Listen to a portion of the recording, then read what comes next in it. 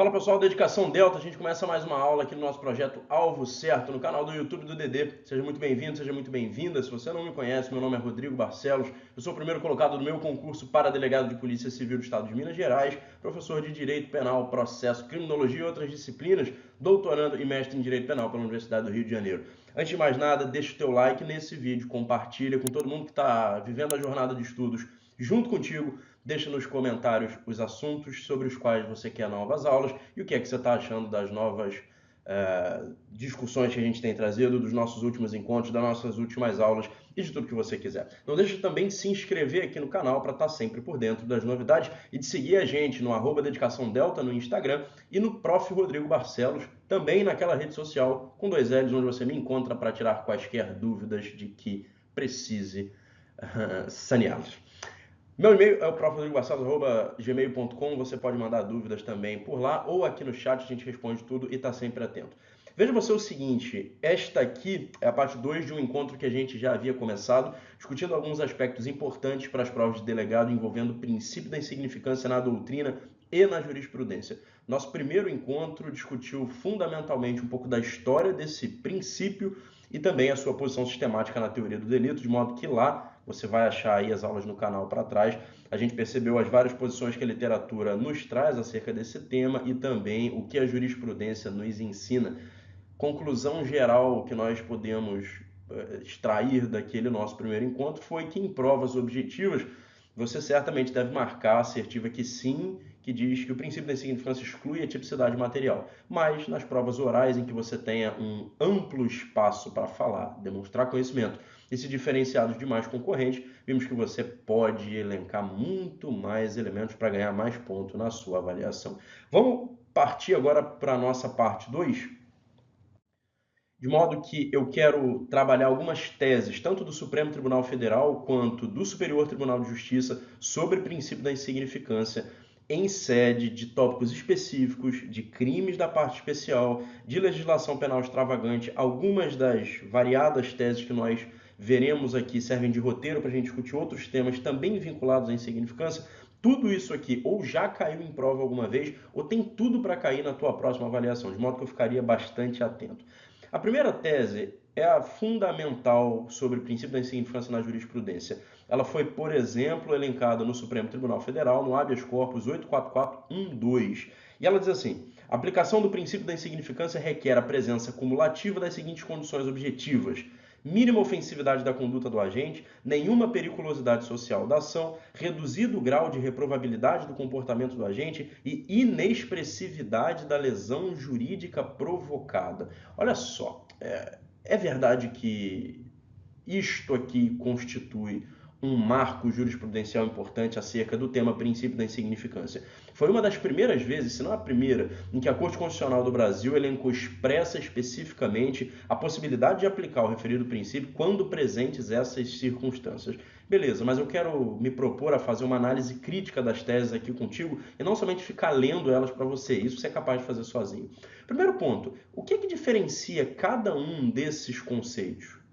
É muito difícil dizer, de modo que a maioria deles, se não todos, na verdade todos, são tautológicos. Se não há mínima ofensividade da conduta do agente, também não há expressividade da lesão jurídica provocada. Porque veja, lesão jurídica e ofensividade são 2 sinônimos de algo que a gente extrai do princípio geral da lesividade, ou do princípio geral da ofensividade, ou se a gente quiser usar um outro nome, que no final do dia vai dar a mesma coisa, do princípio da expressividade da lesão, que diz, em termos gerais, o seguinte: só é válido criminalizar um determinado indivíduo por uma conduta que seja formalmente típica quando, no tipo material, lembra do nosso primeiro encontro acerca da posição sistemática da teoria do princípio da insignificância na teoria do delito, houver uma ofensividade relevante da conduta ao bem jurídico, uma expressividade da lesão causada, um dano violento no sentido de dano grave, dano drástico, dano severo, dano expressivo, ou seja, mínima ofensividade da conduta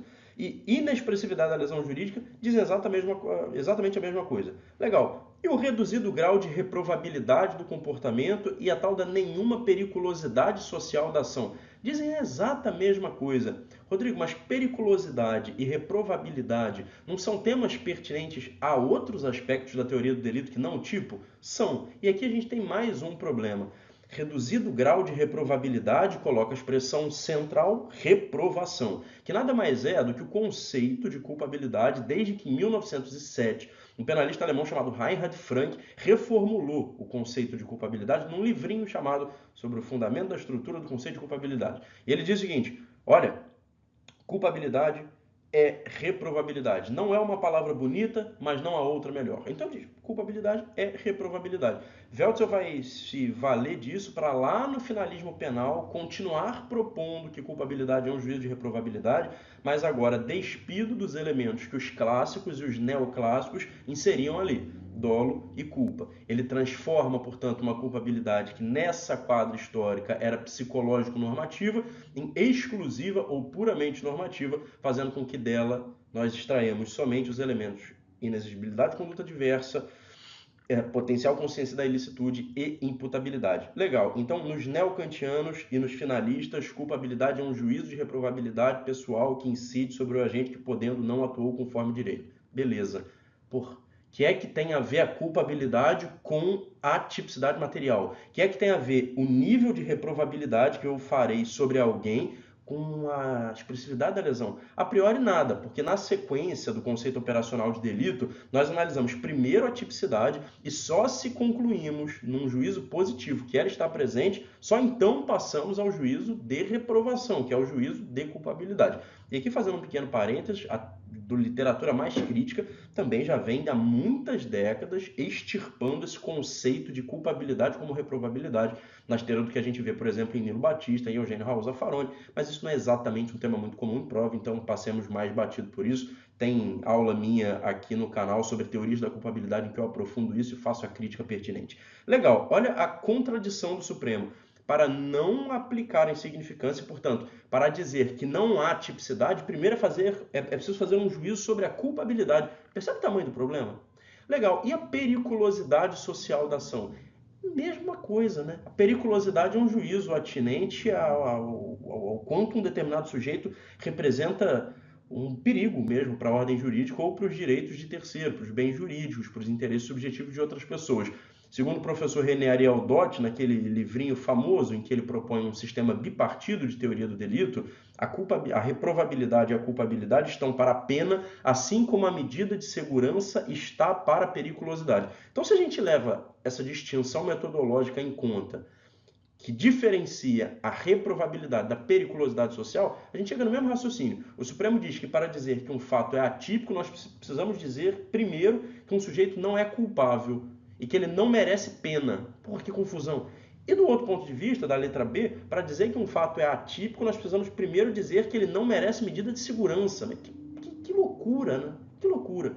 O próximo problema da tese é, olha o que ela diz, as seguintes condições objetivas. Pô, nada disso aqui é objetivo. Dizer que alguém é mais reprovável ou menos reprovável é o estrito conceito de subjetividade. Se eu sou um juiz com uma determinada formação moral, meu conceito de reprovação, que é moral, vai variar. Se eu sou um juiz com uma outra formação moral, ele vai variar para menos ou para mais. Se eu sou um juiz mais duro, posso dizer que o furto é muitíssimo reprovável. Se eu sou um juiz mais complacente com esse tipo de comportamento, porque leva em conta os problemas políticos estruturais da economia do Brasil, baixa distribuição de renda, muita gente passando fome, eu digo, não, isso aqui é menos reprovável. Então isso não é nada objetivo. Periculosidade segue a mesma linha e mínima ofensividade da conduta e inexpressividade da lesão jurídica provocada, igualmente de objetivo tem muito pouco. Legal, como é que a gente lida com isso nas provas? Mesma coisa que a gente viu na primeira aula. Repete. Caiu em prova objetiva, repete. A aplicação do princípio da insignificância requer a presença cumulativa das seguintes condições objetivas. Além disso, cita isso nas provas discursivas, cita isso nas provas orais. Mas é uma prova discursiva em que você conseguiu falar 5 linhas para falar isso aqui e ainda tem 30 sobrando, faz a crítica. É uma prova oral de 10 minutos em que em 2 você consegue trabalhar isso aqui e dá ao seu examinador a posição do Supremo, usa os seus 8 minutos restantes para fazer a crítica e demonstrar mais conhecimento. O próximo ponto que eu quero destacar contigo é: tão importante quanto perceber que estas condições aqui não são objetivas, diferentemente do que diz o Supremo, é perceber que elas não são exclusivas. O que eu quero te dizer com isso? Se a gente vai para outra tese, essa compartilhada entre o STJ e o STF, a gente encontra o seguinte: a reiteração delitiva, a reincidência e os antecedentes, em regra, afastam a aplicação do princípio da insignificância por ausência de reduzido grau de reprovabilidade do comportamento do agente.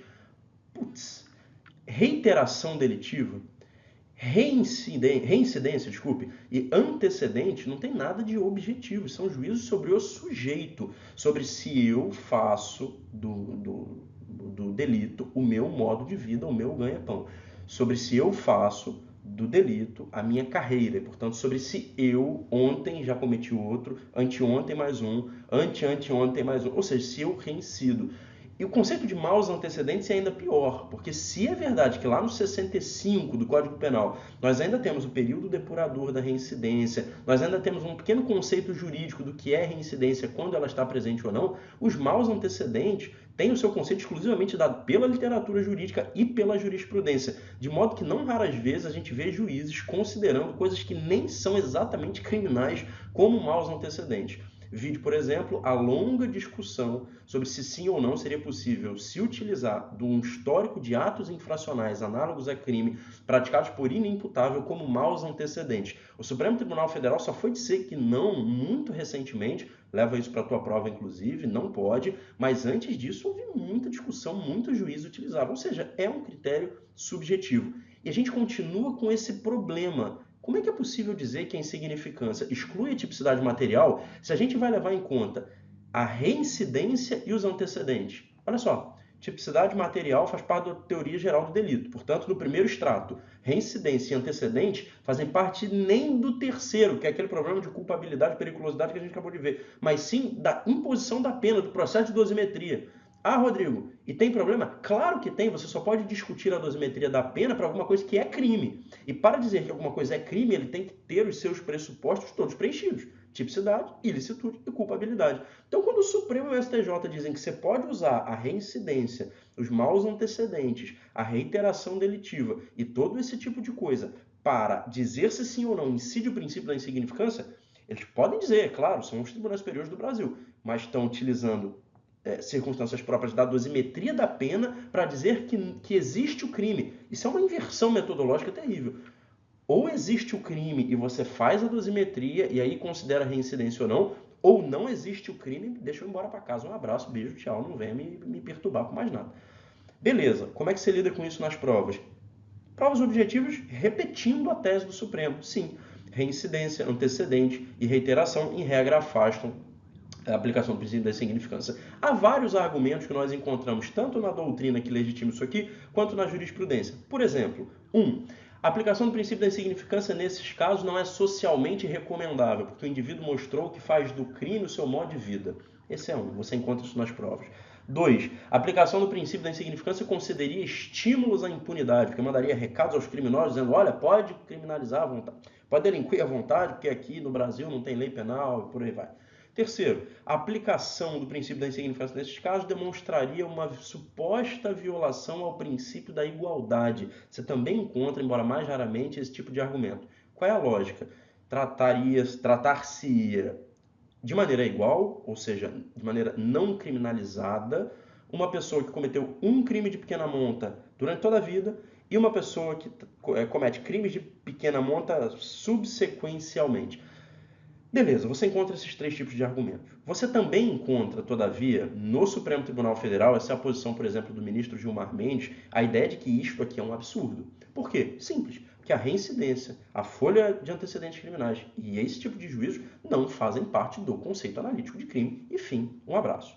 Certo? Certo. Mas, infelizmente, não é a posição que vem dominando no STJ, tanto é que essa tese vem manifestada lá no Jurisprudência em Teses do Superior Tribunal de Justiça e você precisa segui-la nas suas provas, senão vai dar zebra. Não confundir exatamente isto aqui com o tema dos delitos de acumulação, ou delitos cumulativos, ou delitos de dano cumulado. Tem a ver, mas é exatamente a mesma coisa? Não. A teoria geral dos delitos de dano cumulativo, delitos de acumulação, delitos de dano cumulado, que trata de uma categoria alemã da teoria do delito, parte da ideia de que é possível considerar vários delitos de pequena monta, sobretudo em crimes ambientais, como um só, quando eles, na soma, praticam um resultado expressivamente danoso, mas, se considerados individualmente, não praticam um resultado danoso. Então, imagina que todo dia eu vou numa determinada área ambiental e retiro dali um pedaço do meio ambiente, corto uma pequena parcela da vegetação. É um comportamento que por si só não gera uma lesão relevante ao bem jurídico meio ambiente, de modo que seria possível aplicar insignificância neles.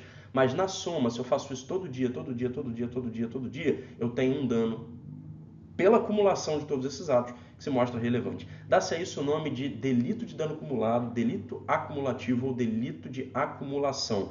É possível aplicar o princípio da insignificância nesses delitos?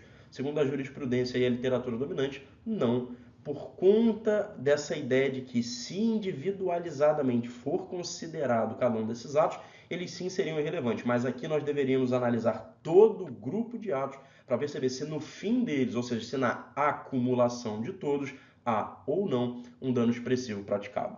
Cuidado com isso. Agora, se é verdade que nós temos essa posição no STJ e no Supremo, e em alguns autores com bastante trânsito na literatura, embora não os críticos, sem dúvida nenhuma, não os críticos, nós podemos utilizar essas características pertinentes à dosimetria da pena para negar a insignificância. Também é verdade que nós colhemos da jurisprudência vários precedentes que excepcionam de maneira extraordinária essa regra. Olha a terceira tese. É possível aplicar excepcionalmente o princípio da insignificância, inclusive nas hipóteses de reiteração delitiva, reincidência ou maus antecedentes, se as peculiaridades do caso concreto evidenciarem inexpressividade da lesão provocada, reduzidíssimo grau de probabilidade do comportamento do agente. Então, de regra, sim, essas considerações afastam a aplicação da insignificância. Excepcionalmente, não. O juiz tem a possibilidade de examinar isso no caso concreto. Rodrigo, dá um exemplo aí em que não seria o caso de excluir em que seria o caso de aplicar o princípio da insignificância mesmo para um indivíduo reincidente. Imagina que eu, Rodrigo, fui condenado por um furto de pouca monta. Eu era primário, tinha bons antecedentes e fui beneficiado pelo furto privilegiado. Se passou um tempo, eu cumpri a pena, agora estou de volta à vida em sociedade, cometi um outro furto, dessa vez um furto famélico, em que o juiz de primeiro grau entendeu não estar presente o requisito para o estado de necessidade e falou, olha, é famélico, mas vou criminalizar. Uma coisa que no Brasil acontece frequentemente. No final do processo, eu sou reincidente? Sou reincidente. O juiz poderia considerar, olha, esse primeiro furto já foi há muito tempo, Rodrigo tinha uma situação empobrecida, uma situação de vulnerabilidade econômica, vulnerabilidade financeira. Esse segundo furto aqui foi quase um furto famélico, então, beleza, tem reincidência? Tem. Mas qual o valor da lesão? No primeiro caso, cerca de 12% do salário mínimo. Lembra que nós discutimos esse critério na nossa aula passada sobre isso aqui. No segundo caso, 8% do salário mínimo. Tudo bem, é possível aplicar insignificância. Ainda que o indivíduo seja multirreincidente, sim, nós temos precedentes nesse sentido. Mas trata-se de uma análise sempre do caso concreto e com grau de excepcionalidade. Esse tema, é verdade, ainda não está totalmente sedimentado na jurisprudência, de modo que sim, de modo que não, mas as linhas gerais que você pode seguir na sua prova são essas aqui, beleza? Agora um ponto relevante, isso aqui cai toda hora. É inaplicável o princípio da insignificância nos crimes ou contravenções penais praticados contra a mulher no âmbito das relações domésticas, é o teor da súmula número 589 do STJ. Aqui não tem grande mistério. Existe literatura crítica que diz que sim, seria possível aplicar o princípio da insignificância aqui? Existe. Claro que você não vai levar isso para a sua prova objetiva e você não vai levar isso para a sua prova discursiva. Rodrigo, então para que você vai falar? Porque tudo que é um pouco mais aprofundado pode ser utilizado numa prova oral, eu já disse isso a você, como forma de, depois de apresentar a solução majoritária, que é a do Supremo, que é a do STJ, que é a da doutrina do cotidiano, somar um outro ponto de vista e falar, olha, excelência, seu examinador, a visão majoritária é essa, o Supremo pensa assim, eu sei que o STJ pensa assim. Para angariar mais pontos e para demonstrar mais conhecimento, também há uma posição minoritária, um contraponto, direito à dialética, direito a contraponto. que diz a posição minoritária que não tem amparo no STJ e não tem amparo no Supremo? Que nós não podemos, em razão do conceito operacional de crime e do fato de que a insignificância é um princípio excepcional para crimes que nós julgamos mais ou menos graves. Qual é a lógica?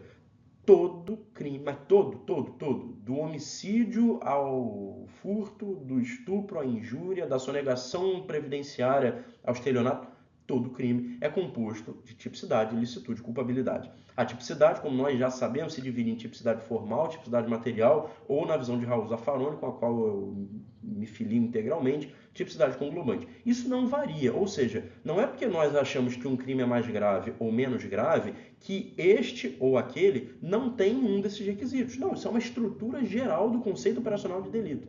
E não é porque, agora vamos nos valer dos conhecimentos gerais, da metodologia jurídica, da hermenêutica, não é porque nós não achamos que um determinado crime é mais grave ou menos grave, que um princípio geral de direito não se aplica para ele. E se a insignificância é um princípio, ela se aplica para todos os crimes. Quando? Quando não há expressividade da lesão causada, porque é isso que diz a tipicidade material.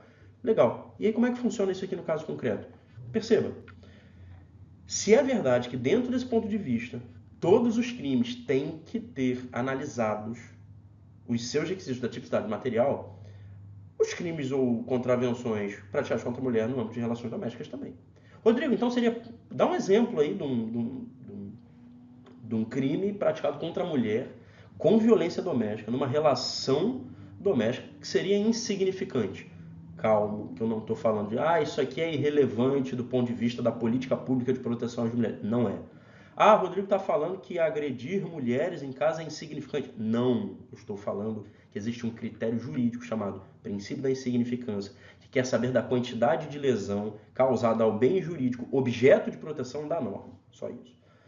Vamos pensar na lesão corporal, que é um delito tipificado no artigo 129, ofender a integridade corporal ou a saúde de outro. Nós temos várias classificações, a lesão leve, a lesão grave, a lesão gravíssima. Imagina que o personagem 1, marido, chega em casa e, querendo, portanto, dolosamente, agredir a esposa, mas sem querer machucá-la muito, ele simplesmente segura no seu braço com um pouco mais de força. Rodrigo, simplesmente então você está falando que isso é aceitável? Não, pelo amor de Deus, não estou. Estou exemplificando, isso é grave, isso tem que ser punido. Não é aceitável. Estou exemplificando um caso hipotético para a gente discutir a dogmática jurídica.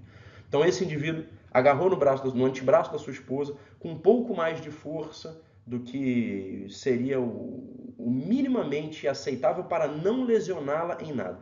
Isso deixou uma escoriação no braço dela. Isso deixou uma pequena marca e uma leve dor que assim que ele tirou o braço, passou. Trata-se de uma lesão corporal? Trata-se. Que é um crime material, ou seja, causou um resultado naturalístico no mundo exterior, um resultado perceptível pelos sentidos. Causou uma lesão? Causou. Agora, é uma lesão ao bem jurídico, integridade corporal ou saúde de outrem? É. E quanto lesionou a integridade e a saúde dessa mulher? Nada, né? Nada. Rodrigo, e se ele desse um soco forte e violento no rosto da mulher? Aí sim, porque aí você teria uma lesão grave, aí você quebraria dentes, isso sim tipificaria uma lesão corporal grave ou gravíssima, porque não haveria esse juízo de insignificância.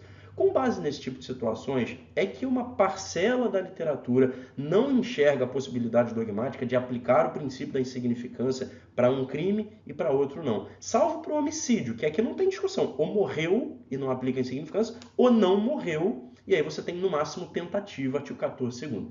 Então, para essa parcela da literatura, não há que se fazer o que o STJ e o Supremo fazem frequentemente, essa distinção. Aqui, para esse crime, aplica, para isso não aplica, para aquele aplica, para isso não aplica.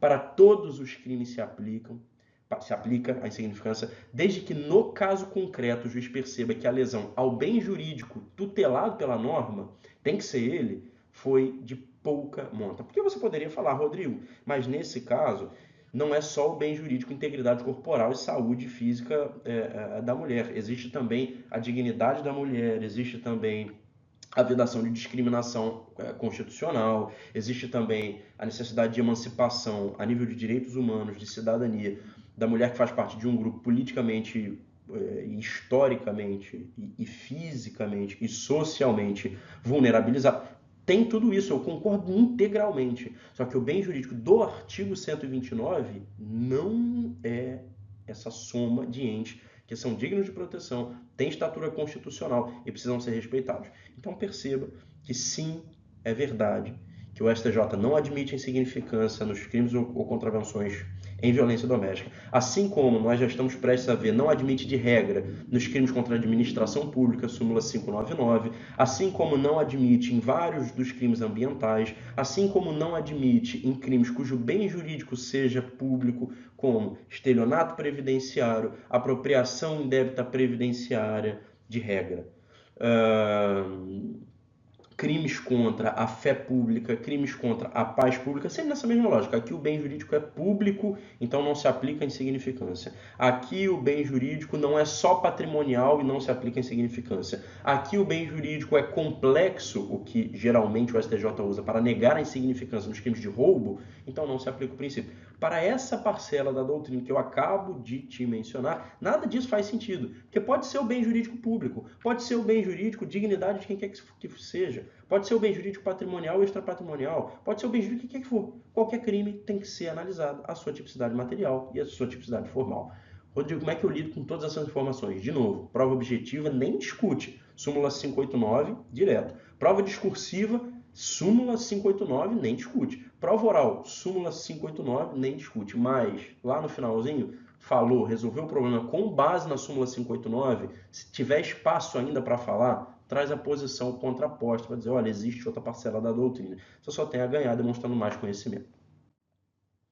Outro ponto, esse aqui é muito, muito relevante. Súmula 599 do STJ, o princípio da insignificância é inaplicável aos crimes contra a administração pública. Mesmo antes da gente ter algumas alterações jurisprudenciais que a gente já está prestes a ver, já existia pequenas exceções a isso aqui no Supremo Tribunal Federal.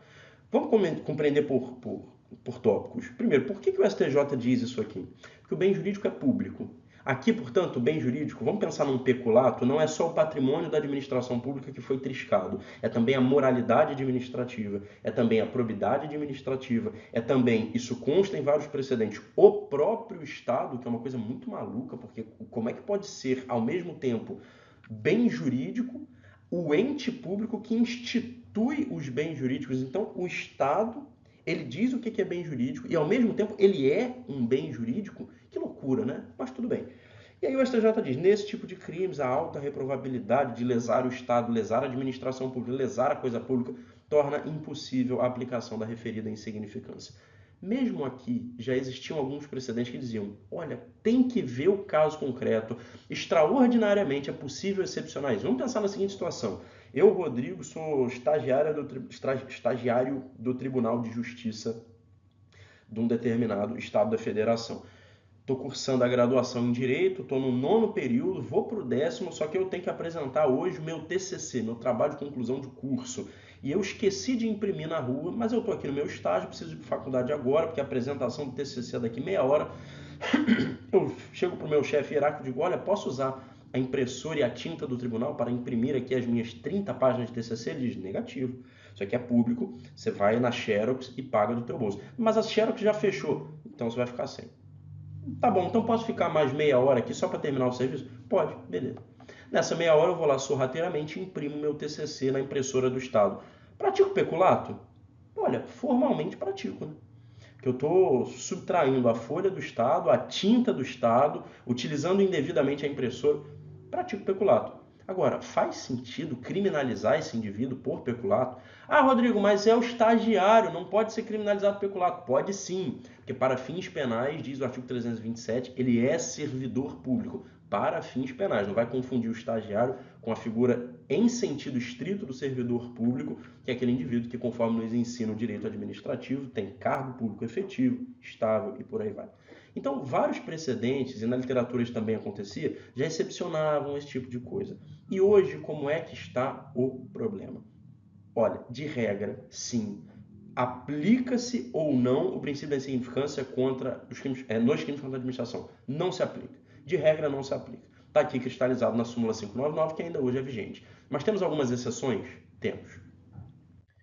A primeira delas é existente no delito de descaminho e também nos delitos tributários federais, em que, por várias normas de ordem fazendária, se entendeu que o direito penal ali precisava incidir somente quando esse tipo de delito tem por objeto um dano causado acima de 20 mil reais. É o que dispõe, por exemplo, a tese fixada no tema 157 dos recursos repetitivos no STJ.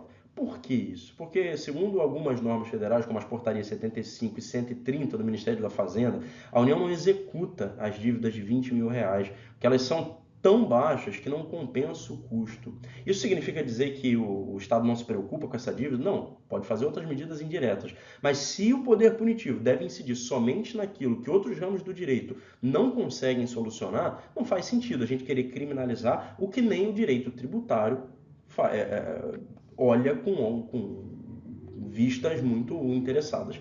Então, a verdade é que incide o princípio da insignificância aos crimes tributários federais e descaminho quando o débito tributário não ultrapassa o limite de 20 mil reais. Por que isso é interessante? Porque o descaminho, além de ser um crime tributário, é também um crime contra a administração. Rodrigo, isso aqui poderia ser aplicado, por exemplo, aos crimes tributários dessa mesma linha no município, no Estado e não na União? Poderia, mas lembra que a gente está falando aqui que esse julgado se baseia em normas do Ministério da Fazenda. Então, os municípios podem ter as suas normas específicas, estabelecendo outros valores? Podem. Aí a insignificância nos tributos municipais vai estar vinculada a esses valores dispostos em cada ato infralegal do respectivo município. No Estado é a mesma coisa. Cuidado com isso. Uma outra exceção, essa fixada no RESP 1.971.993, ela vai cair muito a partir do seu efetivo estabelecimento na jurisprudência, é a aplicação da insignificância ao contrabando de cigarros quando a quantidade apreendida não ultrapassa 1.000 maços.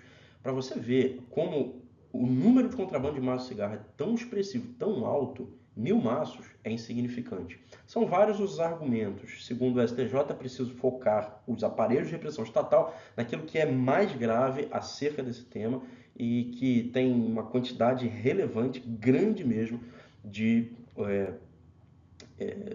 cigarros objetos proibidos como o seu objeto. Sempre se pensou dessa forma? Não, muito pelo contrário. A jurisprudência histórica é pacífica no sentido de não se aplicar a insignificância ao contrabando. Por quê? Porque, diferente deste caminho, cuida-se aqui de uma substância proibida, de um item proibido, de um objeto proibido. O que dentro da lógica da literatura minoritária, como a gente viu, pouco importa se é proibido. Porque no descaminho não é proibido, você só ilide o tributo. Aqui é proibido. Dentro da lógica que a gente discutiu da literatura minoritária, isso aqui não muda nada, né? Porque se é proibido, ou se é sujeito a controle especial, se é restrito, se você só elide o tributo, em todo crime é preciso examinar a tipicidade material. Mas, já vimos, não é assim que pensa a jurisprudência majoritária.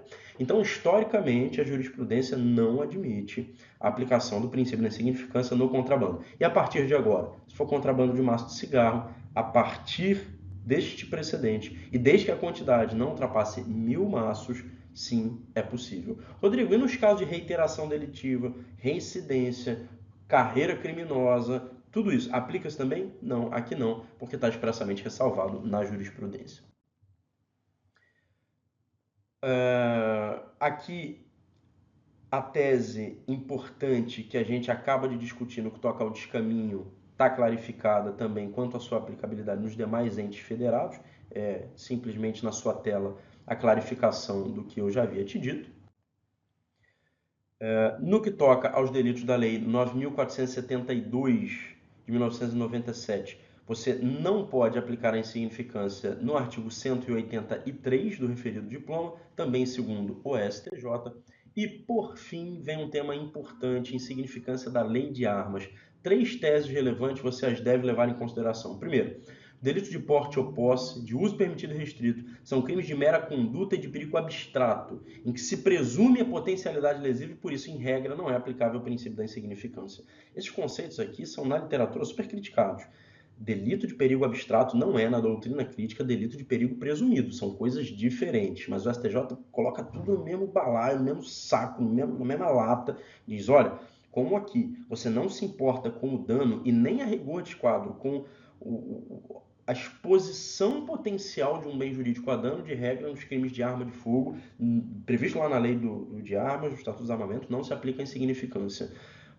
Por que a doutrina critica isso aqui? Porque mesmo nos crimes de perigo abstrato, é preciso que o objeto tenha uma potencialidade para expor o bem jurídico a perigo. Ele não precisa expor concretamente, mas ele precisa ser minimamente capaz de, numa situação eventual futura, expor. Se a arma de fogo não atira, se a arma de fogo está desmuniciada, escondida num contexto que ela não será municiada, ela não tem nem potencial para futuramente, numa condição minimamente concreta, expor a perigo um bem jurídico. Por isso é que grande parte da doutrina começou a criticar isso aqui, dizendo, olha, não é porque um crime é de perigo abstrato que ele não admite a insignificância. De novo, todo crime admite a análise da tipicidade material, segundo essa parte da doutrina que não chegou no STJ, como a gente viu. E é por esse motivo que a gente teve uma nova tese ante as críticas, que diz: é possível aplicar a insignificância aos delitos de posse ou porte, desde que a quantidade apreendida seja pequena, esteja desacompanhada de armamento apto ao disparo e as circunstâncias do caso demonstrem a ausência de lesividade da conduta. Ou seja, sim, é possível aplicar a insignificância aos delitos de arma? Sim, mas você precisa ver o caso concreto, extrair dali, pensando numa prova para delegado, inúmeras circunstâncias que dizem isto aqui não tem a menor potencialidade de causar dano nenhum. É uma arma, está quebrada, está desacompanhada de munição, está guardada, não tem munição por perto. É um indivíduo que não é reincidente, não tem mau antecedente, não é criminoso, não é violento, não tem nada. Ou é uma munição que o indivíduo guarda com ele, a munição sem pólvora, a munição quebrada, não tem arma, não tem...